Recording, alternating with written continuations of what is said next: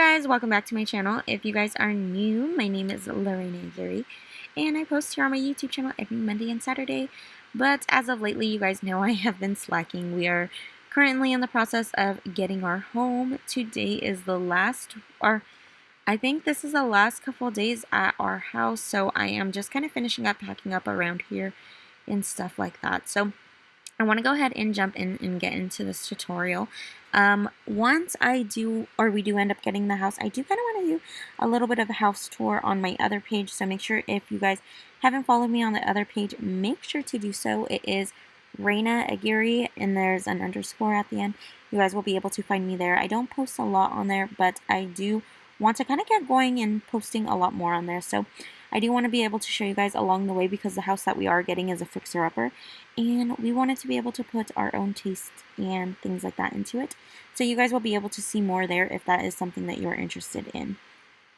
So I wanted to do some Trippy art nails. I went ahead and did the French tips off camera, so I wasn't wasting a ton of time. You guys see me do French tips millions of times before on clients, on tips like this or anything like that. So with that being said, I did want to be able to skip it, but I do want to let you guys know what I used. I went ahead and used Born Pretty in the polish number 2 on this one. I'm going to go ahead and link the Born Pretty collection, so if you guys are interested in seeing more about that and seeing swatches, you guys will be able to see a video that I have the swatches on. So make sure to click on that one if you guys are interested in this collection and if you guys are trying to save a little bit of money. And I will also have them linked down below in the description. So I do kind of want to talk about where I get my inspo from, because I know some of this art is kind of random and kind of pieced together. So I do really like to put, or just start writing things on Instagram, not Instagram, on Pinterest. So I was looking for black and white nail art, and I wanted to do a trippy type of nail art, but I did want to only have it black and white. I didn't want to have any other colors. And with that being said, I went ahead and started looking up just art. I don't technically look up nail art just because I don't want to end up kind of copying something that somebody else already had done. So I wanted to be able to come up with my own for this set. I know there's times where my clients will bring in a picture and they'll have me copy that. But for this set, I did want to be able to just go ahead and do my own thing and kind of do more of a freestyle and test myself and things that I have never done before. So I do want to talk about the brush that I am using. This brush is from my site. If you guys haven't checked it out already, I'm going to go ahead and also link that down below. I am so excited now that I have my brushes. I haven't been able to actually formally introduce them to you and tell you what I love about them and why it was that I created a brush. So I kind of wanted to touch base on that in today's video. So with the handle, I did decide to go with rose gold. The reason why I went with rose gold is my fiance, he did end up getting me a rose gold engagement ring, and I just fell back in love with the color rose gold, and it just is like, I don't know, I feel like it ended up being a sentimental color to me. I've always loved rose gold in the past, but this is, seeing it on my finger and stuff and seeing it all the time, it just makes me even grow more with that color. I just love it so much. So that's pretty much why I picked the color. And then for the bristles, so this side of the bristle, I did end up falling in love with it because the length, I feel like it absorbs all of that vibration. So if you have a very, very shaky hand, this brush will be great for you guys because it absorbs all of that. So if your lines come out shaky and things like that, this will definitely help you with that because it does have that longer brush, and it's of course, like, the movement is going to absorb more into the brush than the very, very tip of it. So that is something that I love about it, and I love how detailed that you're able to get with the side of the brush.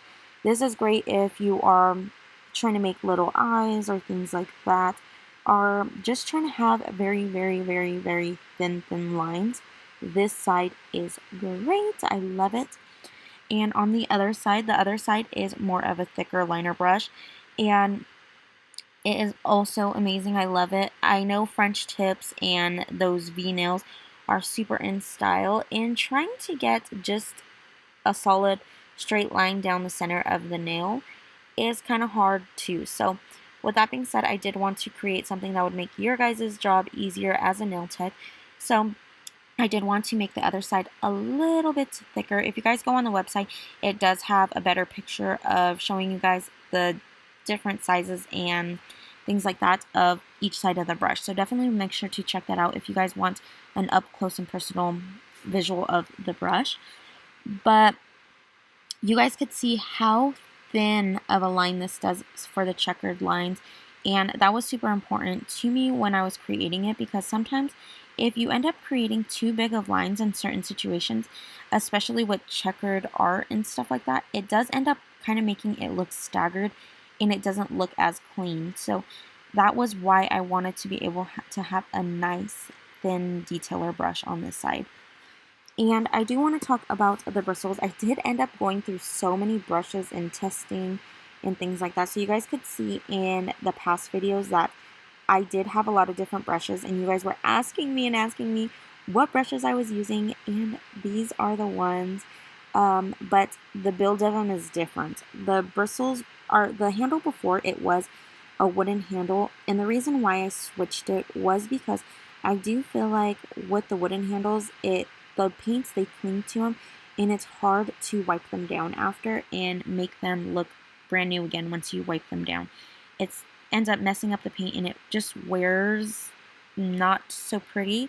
So I did end up finding that out in the year of testing out brushes. So of course I did end up having to go with a metal brush because I wanted it to last you guys and for it to look professional with you guys if you guys are working on clients and things like that, and being able to wipe them down and making them look new again. The bristles, it was super important for me to find a good bristle, because I don't know if you guys know this, but a lot of art brushes, even if you get them or not, they do not withstand rubbing alcohol and acetone. And with that being said, the bristles will melt, or they will end up turning very, very coarse.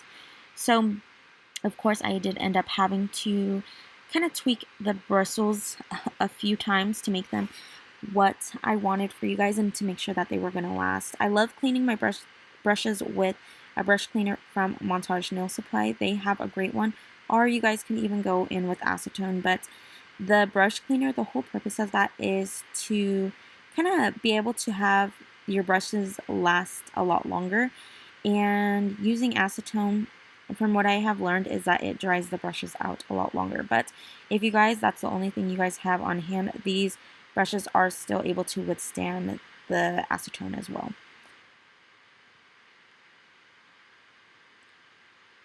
And you guys could see how nice and clean it gets into those nooks and crannies, and the lines are so beautiful and seamless. So I hope you guys really enjoy this brush as much as I do.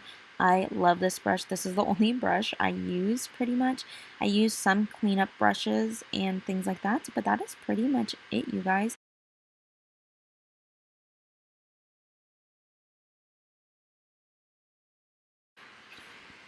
But I'm going to go ahead and talk a little bit more about the art and kind of what I am using. So I did end up using a white underneath this black, the white that I am using. Sorry, you guys, I can't talk right now, but the white that I am using is from Colorland Gels. I love this white. It's super pigmented and it self-levels, so just give it a second and it will level out and be very, very nice and smooth and make your job easier as a nail tech. So you're not painting over lumps and bumps, because I know with doing a design that has a lot of lines in it, that will make it harder. So definitely recommend checking that one out. Since I am finishing up with this black and white, I do want to be able to check out some more black and white polishes, because I am definitely running out. I did end up restocking on this one from Colorland Gels, but I think I just kind of in the market to try something different. So if you guys have any black or whites that you guys are absolutely in love with, make sure to comment down below, because I will be more than happy to try them out. So for this nail, I did want to take that detailed liner brush, and I'm going to go ahead in and make that drippy, melting smiley faces. Those have been a favorite of my clients. My clients love these. So I wanted to be able to also incorporate it in this set as well. I feel like there is some things that I wish I would have worked on a little bit better with the smiley faces. Just because I did feel like that drip on that first one that I did, it wasn't the best. But I do kind of want to test these out and get a little bit more better at these, just because I do feel like I could see where it needs some work at.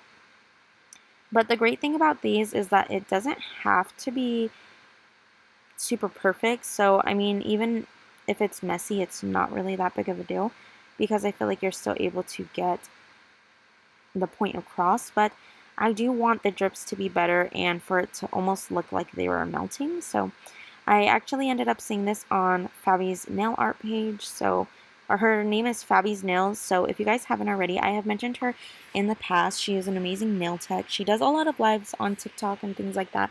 So if you guys are wanting to figure out what she is using and stuff like that, I definitely recommend following her on TikTok, because she does a ton of lives. And I feel like with watching the lives on TikTok, they are actually super informative.